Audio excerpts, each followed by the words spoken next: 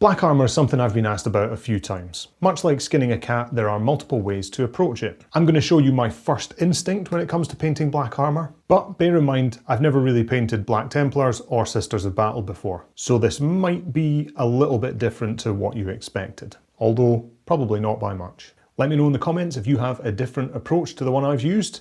I would love to hear about it. This is going to be a short video, so let's crack on.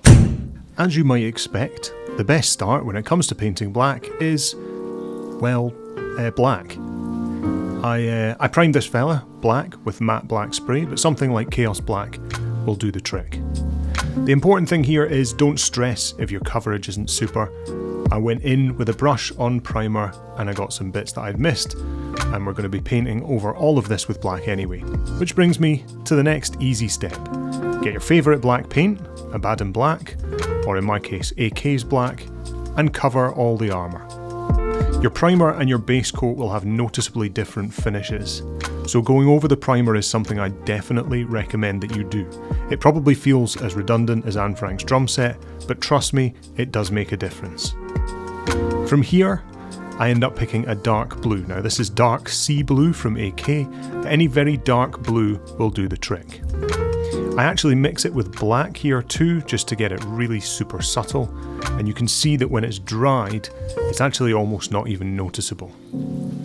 From there, I take the straight dark sea blue and I start to build the volumes. I hit the upward facing areas on the armour, and you can see this is sort of a greeny blue, less of a navy, although this would probably work equally well with a dark navy.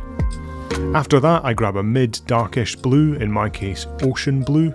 It has a similar greeny tone to it, so a dark turquoise of sorts, and I use this for a chunky edge highlight.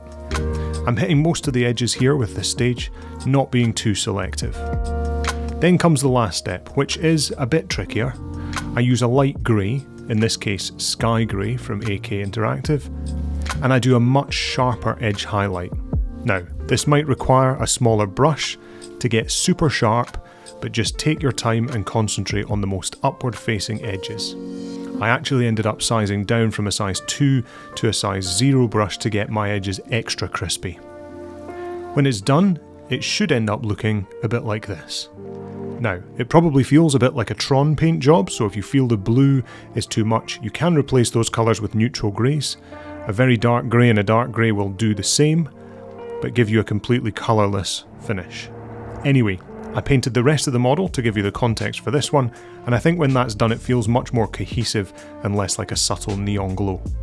Let me know what you think in the comments. If you have improvements or suggestions, please make them, and if you'd like to jump into the Discord and share your own efforts, I'd welcome it. The link is in the description. Thanks again folks, no outro needed for this one, you've seen enough of my face, let's keep it nice and short. I'll speak to you next time.